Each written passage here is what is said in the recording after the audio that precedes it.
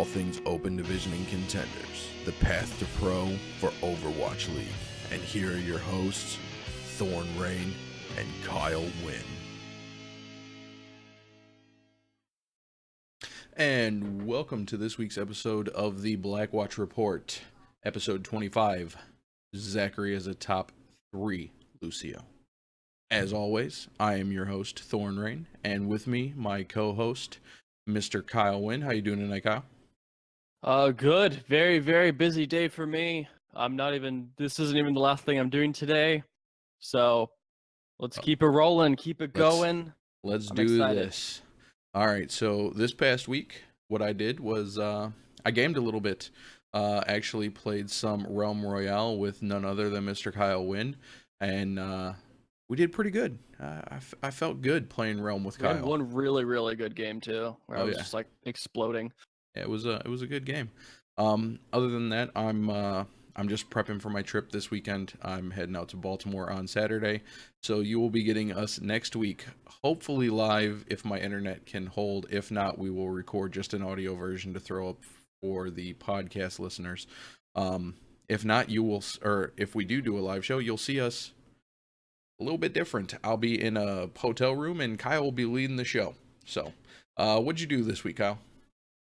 What did I do? I don't even remember what I did yesterday or today. I played lots of different games, played some PUBG last night with some friends, had some incredible games. GTA is always fun as usual. Borderlands, same thing. Oh, lots of Civ, man. I've played so much Civ lately.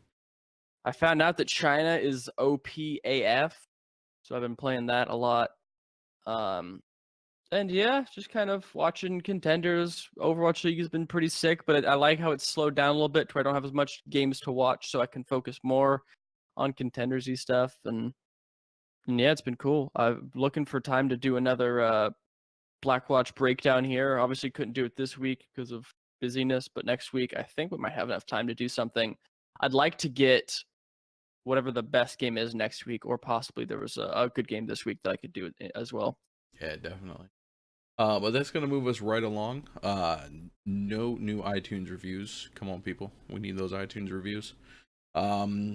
Twitch, we got 2 new Twitch followers. Thank you, Jay Lee and Cows TV, for following us on Twitch. We really appreciate that.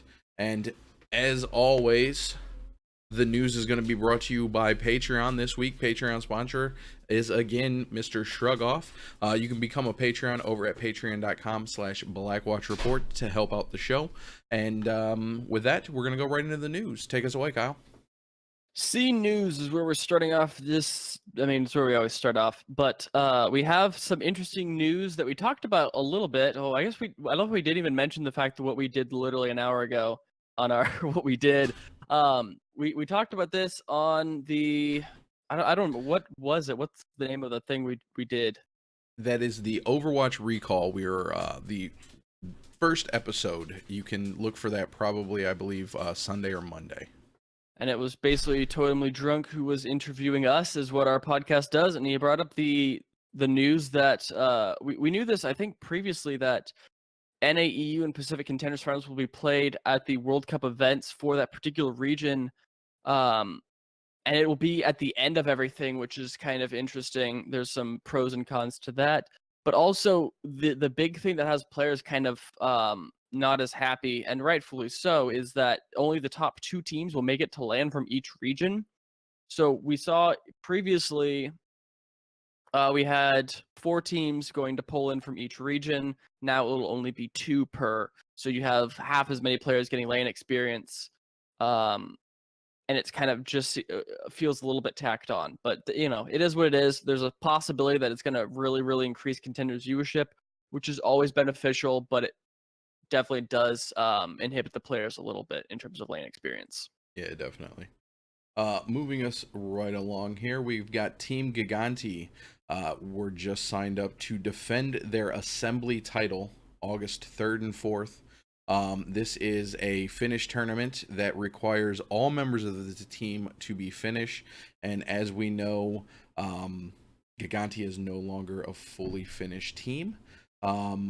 Once they signed Shader 2K, I'm not 100% sure where he is from. I forget. But he is unable to participate in this tournament. So I'm going to butcher this name. I always do. Tseini? Hesney? I think it's Tseini. Tseini? Let's go with Tseini. And Shatter is from Romania. Romania. So Tseini is going to step in and fill that role so Giganti can defend that title. Moving on into roster moves, we have heard lots and lots and lots and lots and lots of news about the Bazooka Puppiez, a roster from EU that has not had incredible success thus far. They have made tons of moves in that. KSP, Mirror, Sit, and Mete are all leaving the team, with the new roster is as follows: Tech 36, Mauz, and Obling on DPS, Barbecue and Hawk on Flex. Kolsti, Main Tank, Trispear, and Insomniac are on supports, with Kek Bondi and Mojo as the manager and owner. And with that, that's going to take us down to the second portion here. A little bit more about the Bazooka Puppiez. The owner, Lucky Mojo, released a very large statement about the current situation of the team, and he is taking full responsibility for the state of the team currently. A little bit different than what we saw coming out of Mosaic and even in Vision. You know, it's a good read. I definitely suggest going and reading the full statement. He gives massive credit to all of his players and highlights some of his shortcomings, which was more or less, he was new to this. He didn't know what he was doing. He wanted to help and participate, and he jumped in feet first and wasn't ready. So we will have a link to that in the show notes, so definitely go and read that. Next bit of news is that Mirror has joined the team. 1 point. I don't. Mirror is, of course, from Bazooka Puppiez. I was going to ask, I don't know where he came from, but it said literally above that he was from Bazooka Puppiez, so he's made that transition on to another EU team that hasn't had incredible success thus far. It's good to see that he moved right over to another team. Yeah. So that's going to bring us over to the NA for a little while. We have Vivid, the coach for Toronto Esports. He is no longer, he stepped down, he was released. I've seen both.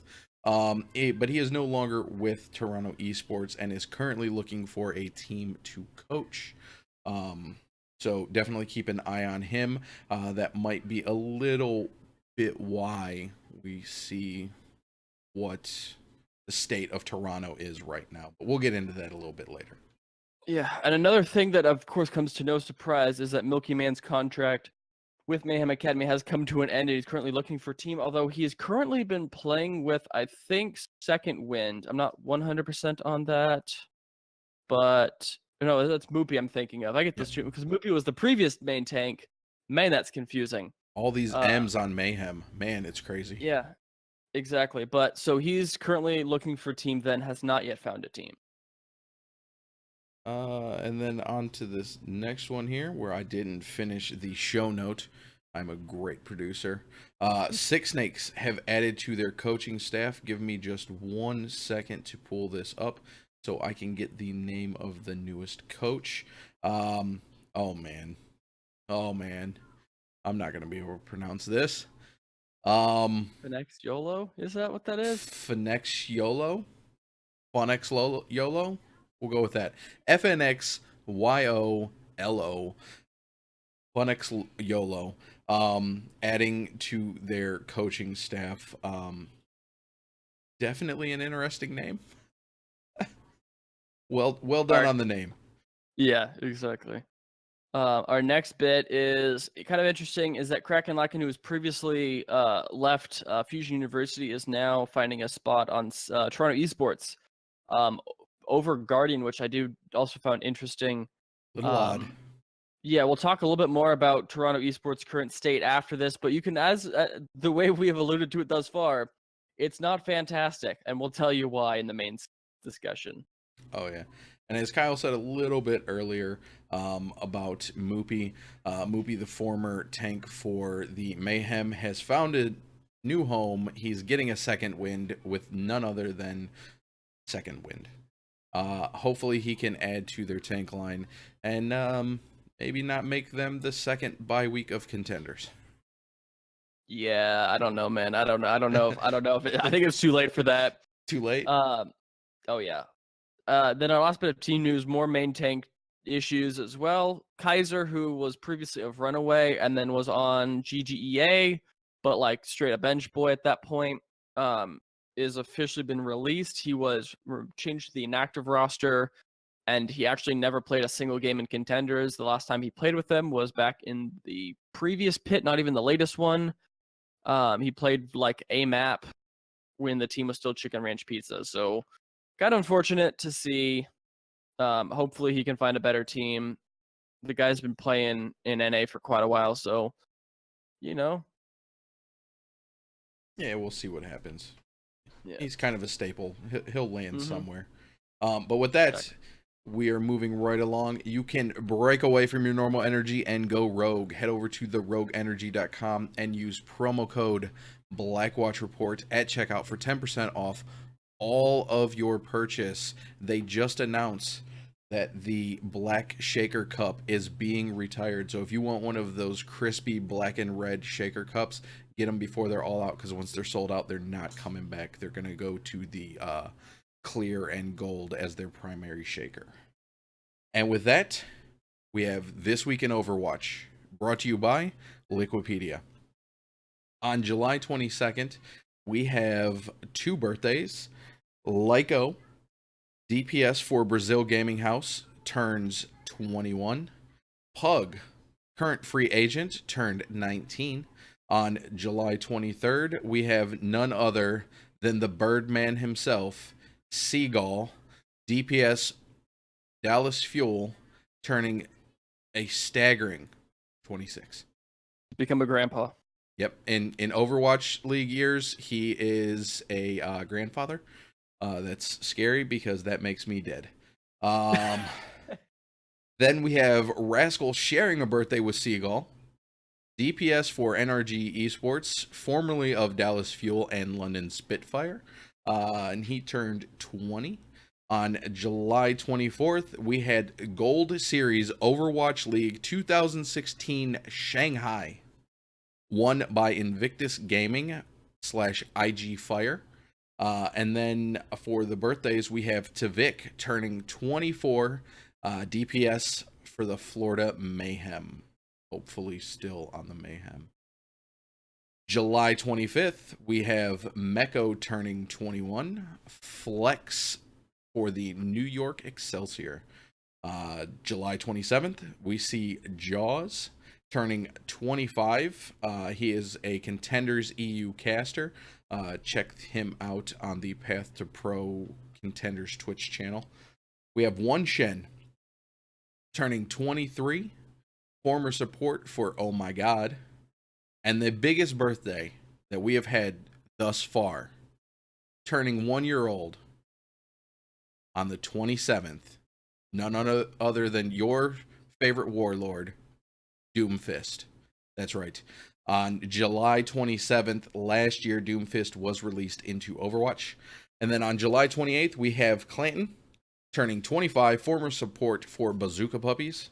And then the Jake Rat himself, the Outlaws Junkrat specialist, Jake, turning 22. And that was This Week in Overwatch. Let's get down into contender or quick play. So we have lots of games to cover and also rankings because we're getting into that interesting place. I'm going to knock out all of Korea real quick. We saw WGS H2 lose to Kongdu Panthera 3-1. Foxes fell to GCB Wave 0-4. 7 fell to O2 Ardent 1-3. Blossom fell to XX Gaming 2-3. Kongdu Panthera then beat Runaway in a very close 3-2 match. GC Busan had a very close match against Element Mystic, who ended up taking it 3-2. MVP Space beat Foxes 3-0, and Metabellum beat WGS H2 4-0 as well. And I'm going to take the EU side. July 23rd, we had Team Giganti just dumpstering Who 4-0. Copenhagen Flames staying on that losing streak, losing to 1.32. We see CIS Hope dropping their match against Eagle Gaming 3-1. And then we have Orglus and Hungary beating the Snakes 3-2. Young and Beautiful beat out the Bazooka Puppies 3-1. And man, oh man, how the Titans have fallen. The British Hurricane fall to Angry Titans. Well, the Titans haven't fallen. The Titans have been looking great. I said that backwards. The Titans have risen. Yeah, the Titans have risen. The British Hurricane, last season's Contenders Season 1 champions, just losing every week. They dropped their match 1-2 against the Angry Titans. So moving on into rankings, our current standings from all of our different regions. We're going to move into Korean first. Kongju, Panthea, Runaway, Metabellum, and X6, all from Group A, are looking on top and are solidified into playoffs, with Blossom and HGSH2 or WGSH2 are getting kicked down or just aren't making playoffs. I don't remember exactly how the Korean format works. Element Mystic and O2 Ardent have also punched their ticket to playoffs, with GC Busan Wave on the top of the bubble, 7 in the middle of the bubble, and MVP Space at the bottom of the bubble. All of these teams have a chance of making it into playoffs, but as it stands currently, GC Busan Wave and 7 are looking better than MVP Space. Yes. With Foxes getting for sure not relegated. Yep. Yes. So over on the EU side, we have Angry Titans and Orglus and Hungary in Group A, locking in their spots to the playoffs, followed up by Young and Beautiful, Snakes, and the British Hurricane, all potentially on that bubble of being relegated, with Bazooka Puppies fully relegated out. Over on Group B, it's a little bit of a different scene. We have Team Giganti, CIS Hope, and Eagle Gaming all locked in for the playoffs with 1 point, and we have Org still battling it out to stay out of that Trials relegation. And then the Copenhagen Flames and all these 0-4s that I'm seeing, it's just depressing. We were supposed to have the only 0-4 team or 0-5 teams. Copenhagen Flames 0-4, currently knocked out of Contenders, so they will head back down into Trials. So that's going to take us into NA. July 19th, first matchup of the day, we have Bye Week versus Team Envy. Both me and Kyle had this going Team Envy 4-0. It was kind of close. Envy allowed Bye Week to get one map, so it ended 3-1 in favor of Team Envy. Kyle, what you got? I'm heated, man. They could have kept what would have been a perfect 0-20 season, and they slipped up and let it happen, and they gave Bye Week a map. How dare you, Envy? What are you doing? That being said, they still looked really good here. Li Jiang was pretty heavily cited on the side of Envy. I will continue to criticize Tailspin on his Tracer, but what I will never, ever do is criticize his FAR, at least until he looks really bad on it. But he hasn't yet, so I'm going to continue to praise him on it. His FAR is really good looking. He really just kept Li Jiang locked down for Team Envy here. Didn't really give Bye Week a whole lot of openings. There's very little that they could do here. Moving on into King's Row, you had Lifa on the side of Bye Week looking pretty solid. But overall, it went 6-4 in favor of Envy. On the side of Envy, Tailspin, I think on attack here, got a 25-second tire, which was absolutely ridiculous. And McGravy also had a fantastic 4K Diva Bomb to help them as well. So that ended 6-4. So it went definitely into extra rounds here. Moving on into Anubis, which is where Bye Week were able to take it. My only point here is that it looked like Bye Week just out-aggroed Envy. They were constantly just providing aggression, not giving Envy any openings, just nonstop pressure, and they kind of Envy kind of buckled underneath it. So that was what gave Bye Week their first map win. Moving on into Gibraltar, Envy took that 2-1 as well to close it out. And moving on to the second matchup, this is going to be our deep dive for the first day. We have Toronto Esports versus NRG Esports. Kyle had this going the way of NRG 3-2. I had this going the way of Toronto 3-2. And as we said earlier, things are a little rough for Toronto. Energy Yeah. takes it 4-0. Absolute stomp. Kyle, start us off. So this is gonna be our deep dive here. I think I picked it as a deep dive ahead of time, but I was gonna say like, well, maybe I still want to just cover it because it is interesting to talk about how Toronto Esports, the second place team in last season, is now getting 4-0'd by a team. I mean, obviously, Energy has bolstered the roster a lot.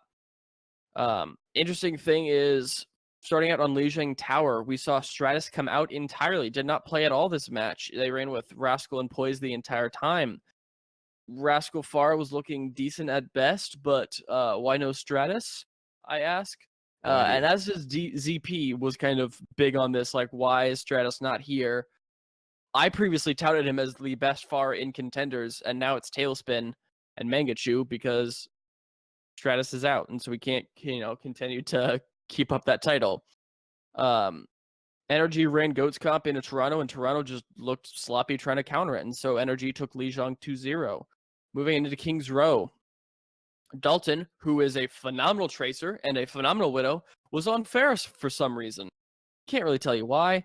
Didn't look really good, was kind of non-existent. His barrages were like AKM blades, man. Just very few and far between and not very fantastic.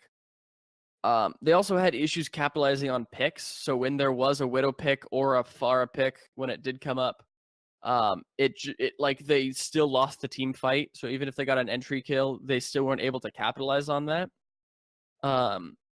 And that pick was usually on Poise, who died early, but just didn't matter when you can 2-1 Toronto Esports. Moving on into Volskaya, we saw Energy take this as well, 3-2. Axiom did have some really good Primal Rages that were able to help them clinch out both points, but they were unable to capture point A for the second time around, and Rascal was just exploding on this Tracer. It looked absolutely incredible. You have a note on this? Yeah, Visibility. This dude's nuts. He timed his deflect perfect and got a deflect kill on Poise across the point A up on the high ground. Poise just pulls up and pops off, and Visibility hits it. Boom. Headshot back. It's not very often you get to see a nice Genji deflect kill. It doesn't happen very often on any of the matches we get to see, so it was real nice seeing it. Then moving on into Gibraltar, we saw a straight full hold. We saw, let's see, they again Toronto unable to clean up, unable to clean up kills here. Excuse me. And on the opposite side, we saw Rascal come out with the Bastion and then end up switching to Brigitte, and both of them found incredible value. Were able to make that full hold possible. And the thing that forced Rascal into switching to Brig, Nero pops down. I'm going to talk about it again. Deflect, right in front of Rascal, just unloading, and hits the deflect and gets a 2K, killing Rascal, and I want to say the Diva. He got the Diva mech, I think. All off of a deflect from a Bastion. Pretty interesting stuff. That's going to wrap up the second matchup. That takes us into the final match for day one. We have Sky Foxes going up against XL2 Academy. We both had this going the way of XL2, 3-1. XL2 did not disappoint, and they won it 4-0. So what you got? Mike?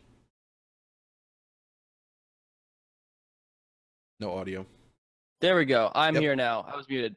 I have quite a lot of XL2 notes, not very many on Sky Foxes. Starting off on Lijiang, we saw Nene have a really, really, really good Tracer play. Saves the point twice on Gardens. Looks absolutely solid there. On the side of Eichenwald, I mentioned that Tailspin got a Junkrat Tower in like 25 seconds or whatever. Megachu got 2 barrages in a minute 15, which was absolutely incredible. And they just straight roll over Sky Foxes on their attack. They didn't stop at all. I think they had like a 4-minute time bank or something like that. And then they were able to hold Sky Foxes before that.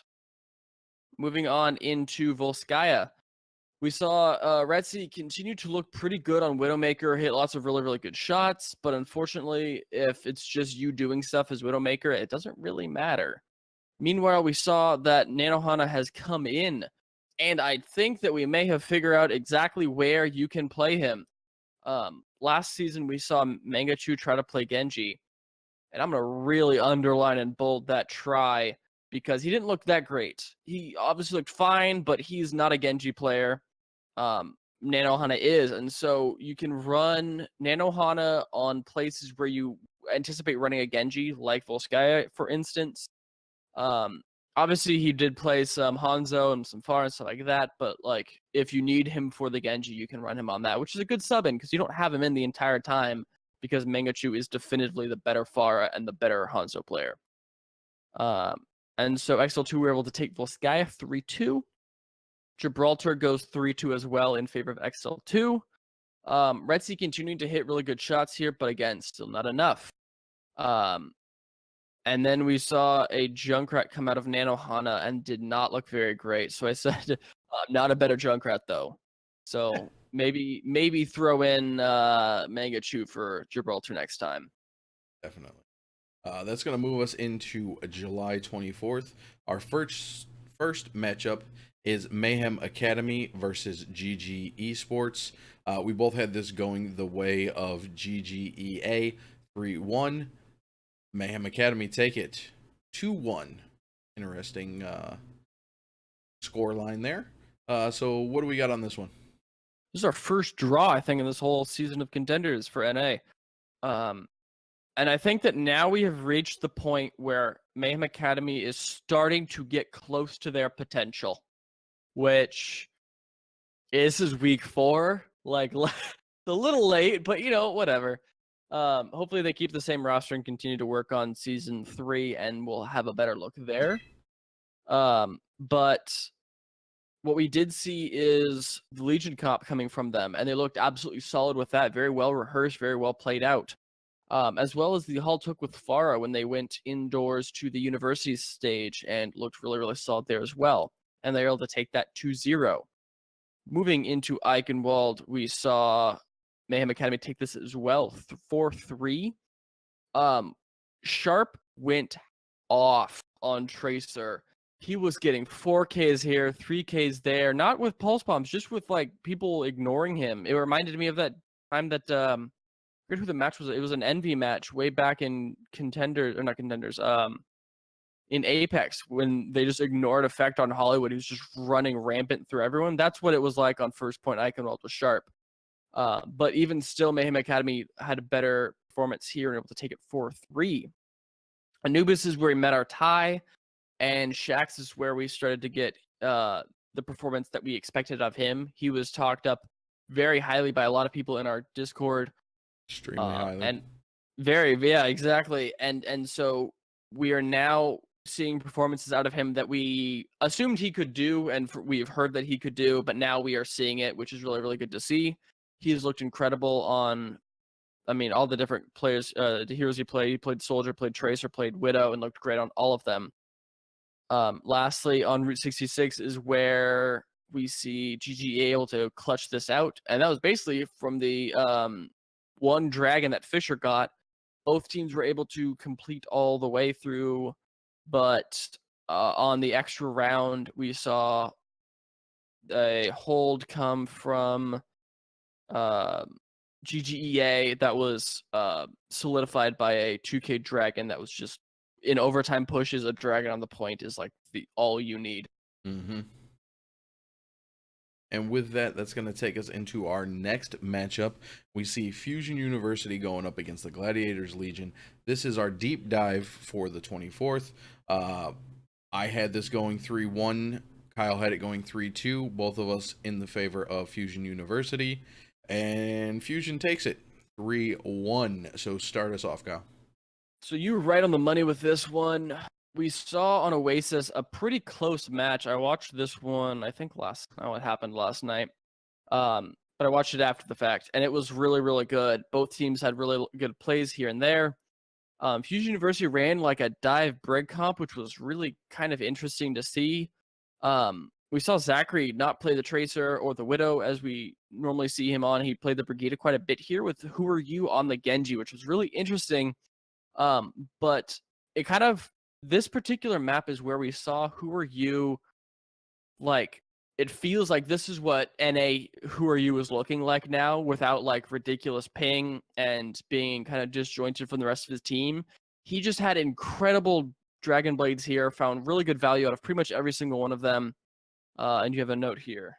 Yeah, it's actually in favor of Blase on Who Are You's Dragon Blades. There's a moment where Who Are You dashes up above Gladiator's Legion, and literally the whole team is clumped up behind the Reinhardt shield. And he pops Dragon Blade and falls down right into the middle of them and pulls back for his first slash, and Blase hits him with a shield bash, and then they wreck him. It was one of the funniest things I've ever seen. Blase saved the whole team because he was going to absolutely destroy the Gladiator's Legion, and instead he ate the front of a shield. Just a great play by Blase.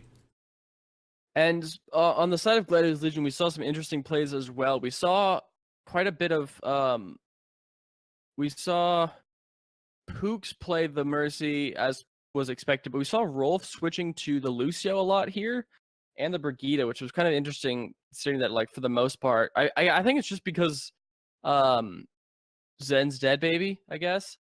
We can only hope. There's a movie quote there. No one got it. That's fine. So maybe we're seeing him just try to play different things that's not a Roadhog, because he does have a pretty good Roadhog, but I think that the Lucio and Brigida are both interesting takes on the main support, which is, or the flex support. I guess now the flex support is becoming more flexible. The titles, we need a bit of an update here, man.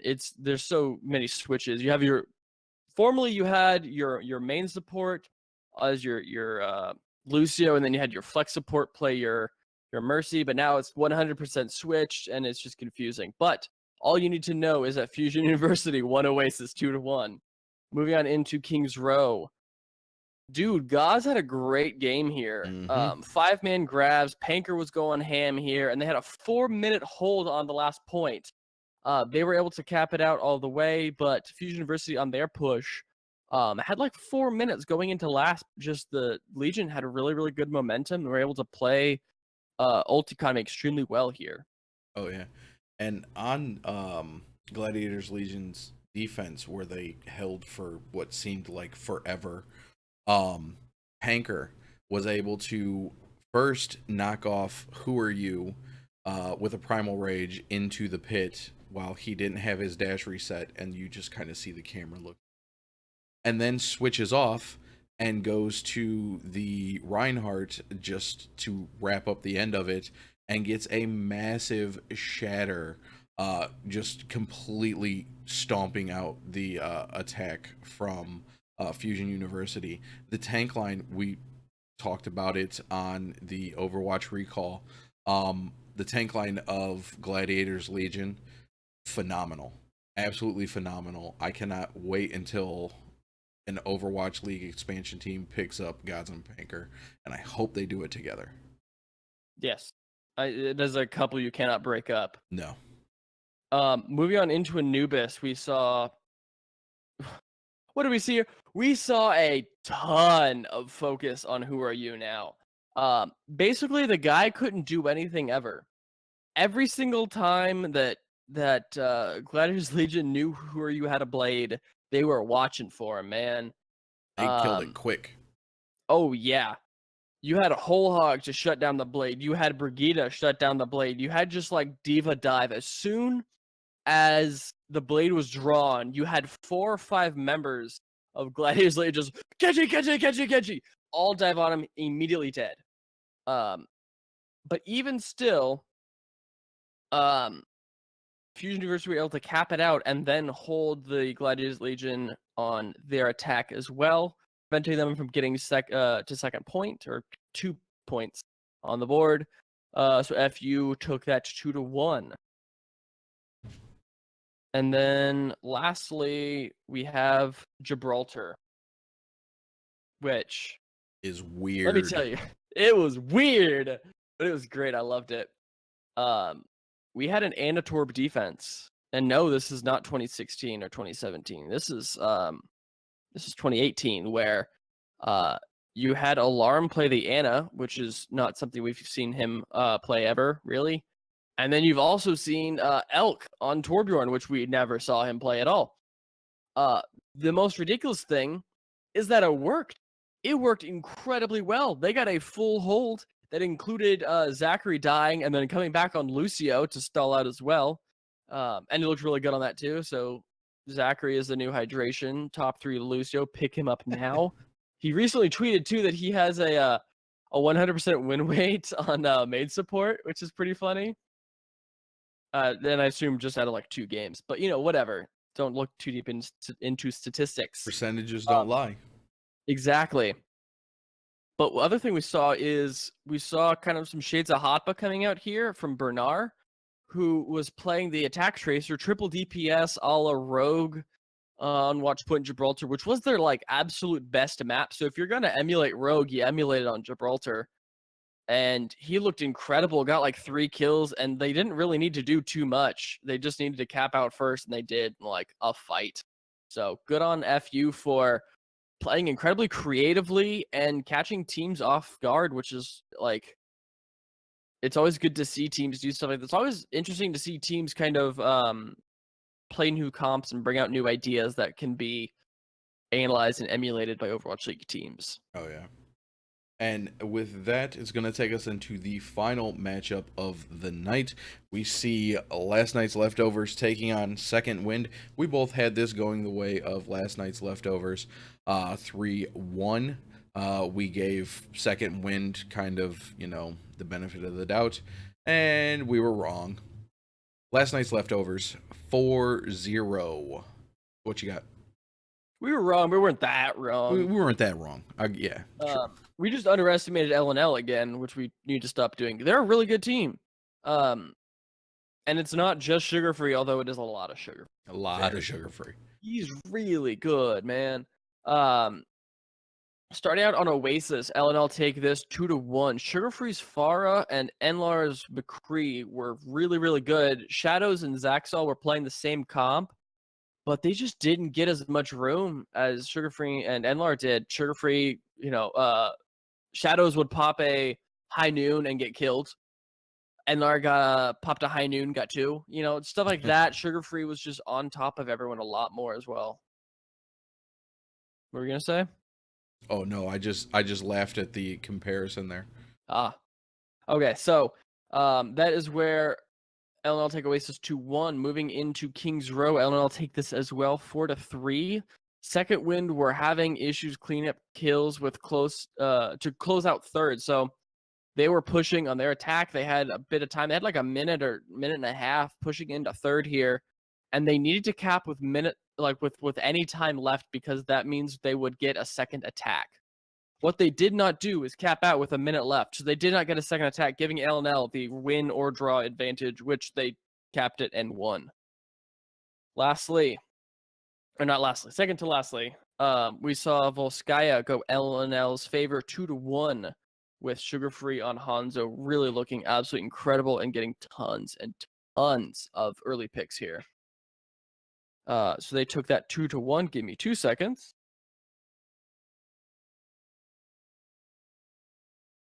Lastly, Rialto, where the bad teams try to make their last stand and occasionally have it work out in their favor. Did not work out here. Enlar had a really, really fantastic game, as did Shadows on the opposite side, but Enlar was just played a little bit better around by his team, and were able to get the win there as well, 3-2. Which I have it farther down. I didn't want to put it farther down. I need to bring it up here. Wanted to bring up our current standings. Yes. So I'll grab Group A. We have Fusion University sitting atop of the group, no surprise there, 4-0 with a +12 map record. Then we have the Gladiators Legion following it up with a 2-2 record with a +3 map differential. Now, this is where it gets fun. Last night's leftovers, GG Esports Academy and Mayhem Academy all tied 2-2 with a map differential tied -1. That's tight. That's about as tight as you can get. And then rounding it out, we have our 0-4 Second Wind, 100% relegated down to trials, with Fusion University and Gladiators Legion locking in their spot for the playoffs. And on Group B, we see only one team who has locked in their spot for playoffs, and that is XL2 with a +7 map differential and a 3-0 match record. NRG, Team Envy, and Toronto are in the 2-1 spot, looking pretty good, but not definitively in yet. They could still completely fall apart and lose playoffs. But that is NRG with a +7, Envy with a +2, and Toronto with a +1. Sky Foxes and Bye-Week are both 0-3, are not looking so hot with a -7 and a -10 for Bye-Week. That's not super surprising, but what we did want to talk about here was Thorn mentioned that we have a very, very tight race in Group A between LNL, GGEA, and Mayhem Academy.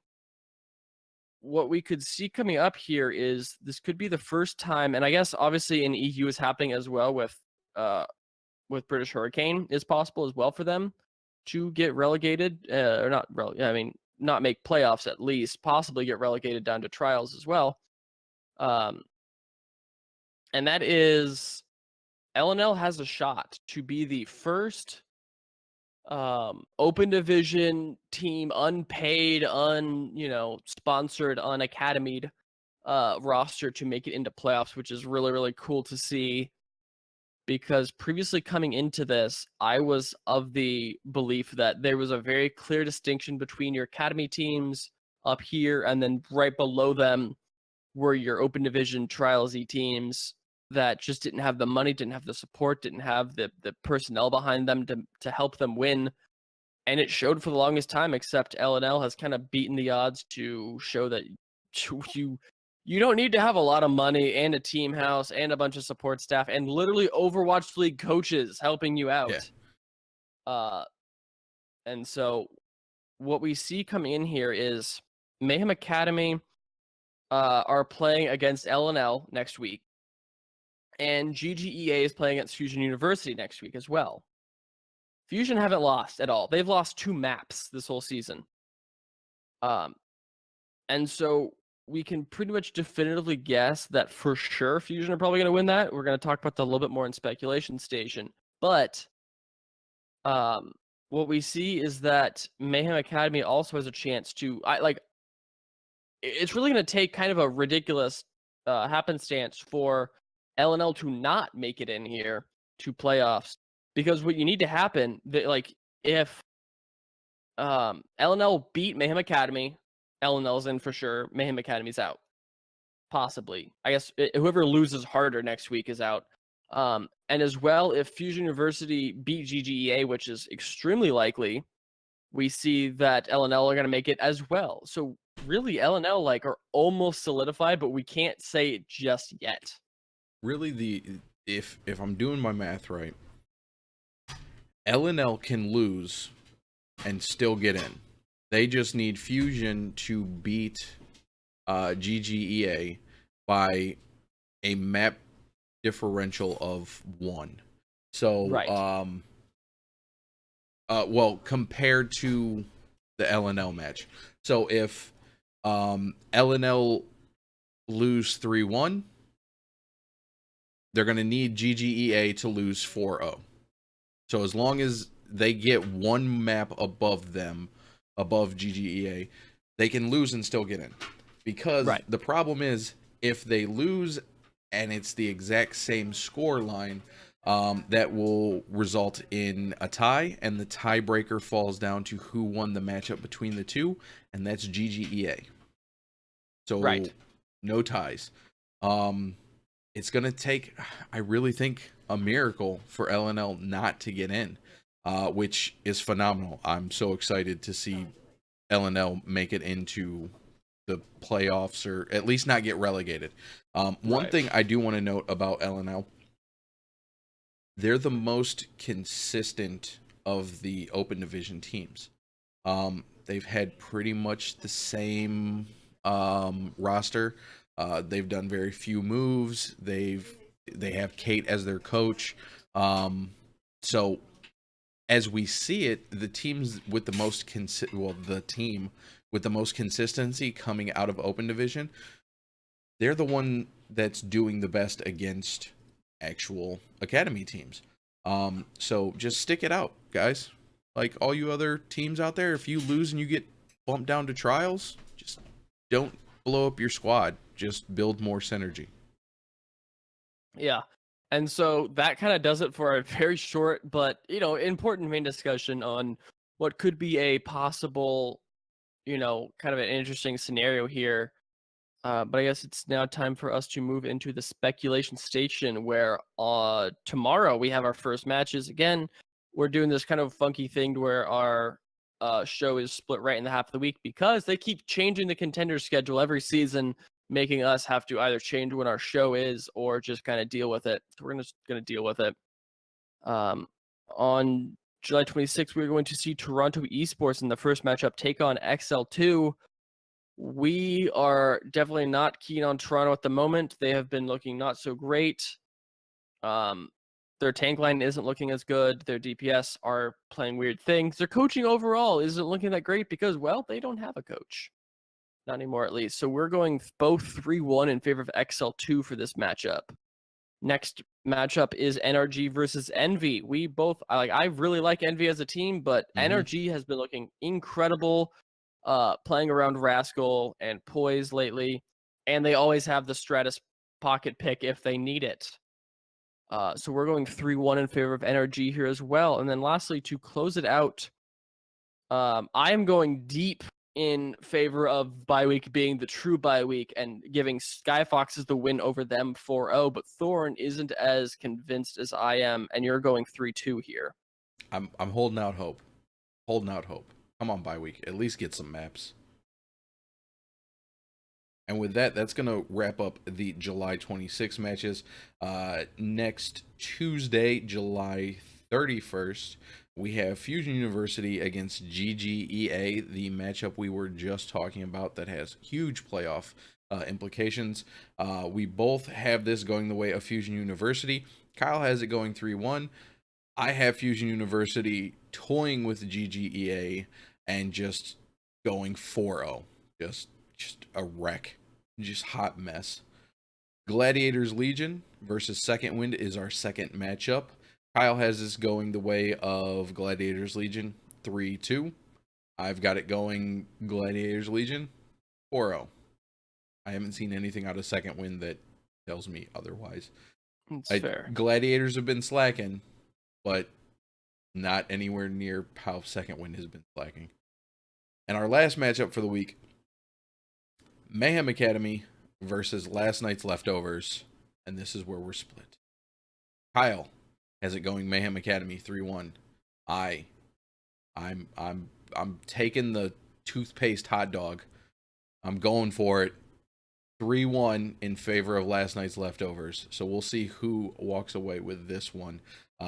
But if everything kind of plays out the way that we predicted it, it puts Last Night's Leftovers into the playoffs, which is awesome. I dig it. Absolutely. And with that, that's going to wrap it up. We have no community intel this week. Kyle, where can they find you on the internet?